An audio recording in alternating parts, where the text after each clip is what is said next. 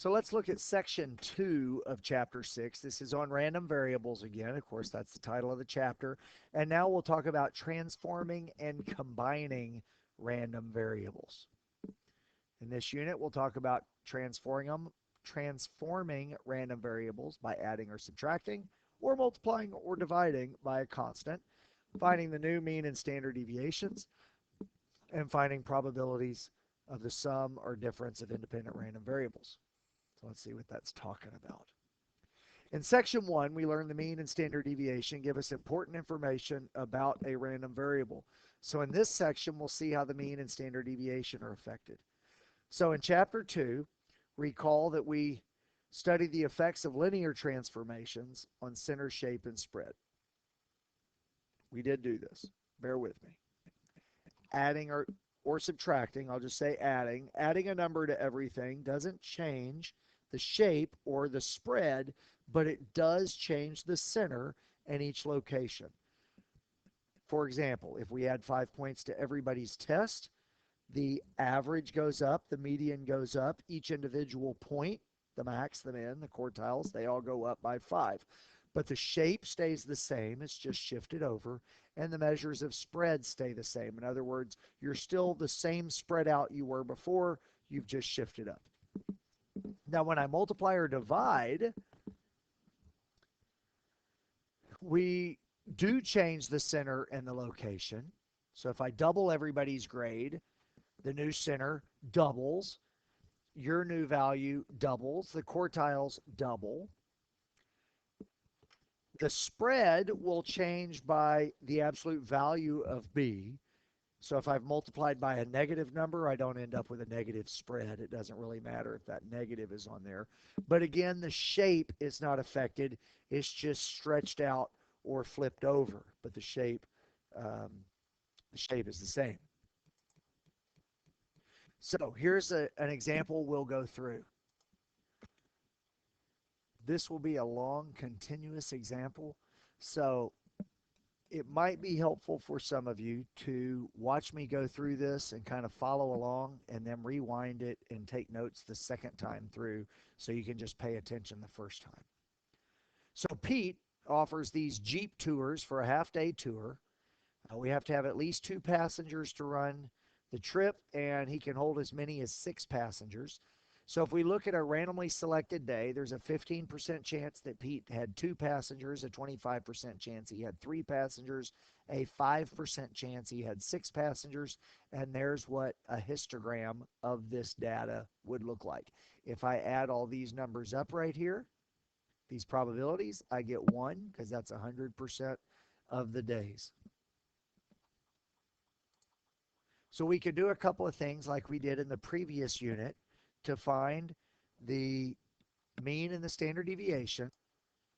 A quick review: to get the mean, multiply, multiply, multiply, multiply, multiply, add those up. Then once I have the mean of 3.75, which means the average number of passengers he has is 3.75, also called the expected value. So to find the standard deviation, I take each of these numbers. So for example, 2 minus the mean, 2 minus 3.75 squared times 0.15, plus 3 minus 3.75 squared times 0.25. So on and so forth. Add those up. That's the variance. Square root it to get the standard deviation. It might be worth practicing. So if Pete charges $150 per passenger, how much money does he make? Well, on the days where he has 2 passengers, he makes $300. And when he's got 3 passengers, he's got $450. And when he's got 4 passengers, etc., $150 a passenger. Now, I could find the mean and the standard deviation just like I did before. Or I can see the shape looks the same. The mean is going to be 3.75. Let's see, I'll pull this up here for you. The mean is going to be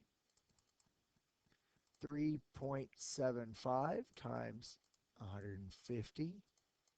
Hey, look at that.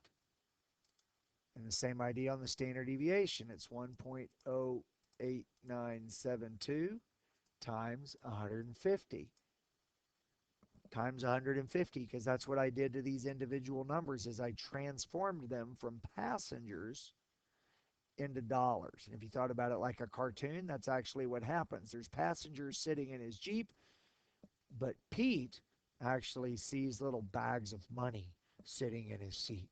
He's transformed the two into two bags of $150. And so the mean and the standard deviations are the old mean and standard deviations times $150.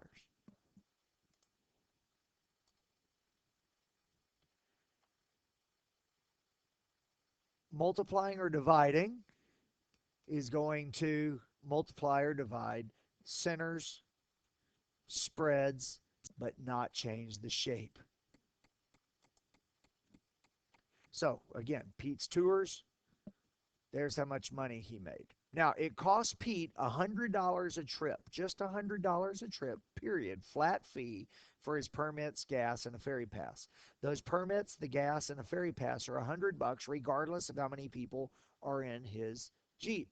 So this is the amount of money he made, but really these numbers here in yellow or gold are the amount of total profit he gets.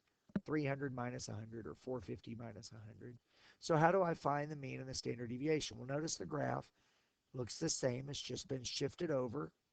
So it's the old mean and standard deviation where the old mean is subtracted by 100, but the spread didn't change. Adding or subtracting doesn't change the spread. It just changes the mean. It didn't change how spread out these bars were. It just shifted them down. And that's because adding or subtracting changes location measures, does not change measures of spread or the shape, just like we did back in chapter 2. So we can get these fancy formulas to say this. So if y is some linear transformation of x, so it's x times something plus something else, or this could be divided by and subtracted. It's the same idea if these were negatives or fractions. Then the probability distribution of y has the same shape, but the mean is shifted, just as we would expect. If you go back and think about your grades, it's the same expected shift. And the spread will only change by the multiplier factor. And it's the absolute value because we wouldn't have a negative spread. The adding or subtracting doesn't change the spread. That's why it's not right there. Linear transformations have similar effects on other measures of center and spread. Whether we're dealing with data or random variables, the effects of a linear transformation are the same. And it doesn't matter if it's a discrete or a continuous random variable, these linear transformation ideas are the same. Now, what if I want to combine random variables? So let's say that Pete's sister Erin also does these. And so we've got Pete with X and Erin with Y, and the total number of passengers are the numbers that Pete takes plus the numbers that Erin takes. What do we have for the mean and variance now? So here's the first one. Here's the second one. So this is Pete. Erin's vehicle is not quite as big. So here are her numbers. There are her mean and standard deviation. How do I combine these things? How do I find the average number of passengers? Well, if Pete had 3.75 passengers per day and Erin had 3.10 passengers per day on average, then to find their total average number of passengers, we can just add these up. This part's not tough. It does, however, get a little trickier when I talk about standard deviation. To summarize the mean, the expected total, or the mean of the total, is the mean of Pete plus the mean of Erin, or the mu of x plus the mu sub y. In general, the mean of the sum of several random variables is just the sum of their means. But how much variability would there be? To determine this, we need to determine the probability distribution of t. Now, the only way to do this is to consider them independent. If they're not independent, this becomes much more difficult. In other words, if Aaron and Pete are stealing customers from each other, so when Aaron has a whole bunch, it means Pete's probably not going to have as many. We've got some problems because we're not sure exactly how many she steals or something. So we're going to assume for right now that these are independent random variables. You should always ask whether this assumption seems reasonable. If I had a real large city where I've got lots of tours going on, maybe they're independent of one another. If it's really only Aaron and Pete in this city, I don't know if they're going to be independent. Here, we'll say they operate in different parts. This one says of the country. Maybe it's of the countryside, or they're really not competing. Whew, look at this. This is a mess. Okay, so if they're independent, we took all these values of Pete times each of these values of Aaron. Right? If they're independent, I could just multiply them together. So a 15% that Pete has 2 plus a 30% that Aaron has 2, that adds up to a 0.045 probability that they have 4 total. Well, Pete could have 2, but Aaron could have 3, or Pete could have 2 and Aaron could have 4, or Pete could have 2 and Aaron could have 5. These are all the different combinations, and if I add up this long column over here on the right, they're going to add up to 1. That's the total number of passengers. You're like, Coach, really? Hang with me. All right, so now recall that that was my mean when I added them up. I've got to take each number minus the mean squared times its probability. Something I could maybe do with a list to get that the variance is 2.077. Now, what do you notice about the variance of t? If this was the variance of x and this was the variance of y from what we found previously, the variance of t is the sum of these variances, isn't it? When we add independent random variables, their variances add. Note, however, their standard deviations do not add. We have to turn them into variance first. In general, the variance of the sum of several independent random variables is the sum of their variances. So if you want the standard deviation, square them, find the variances, add them together, find the new variance, and square root it. Remember, you can only add variances if the random variables are independent. If they're not independent, this doesn't work. We don't have enough information or enough knowledge or both. In this case, even when they are independent, we cannot add the standard deviations. We have to add the variances.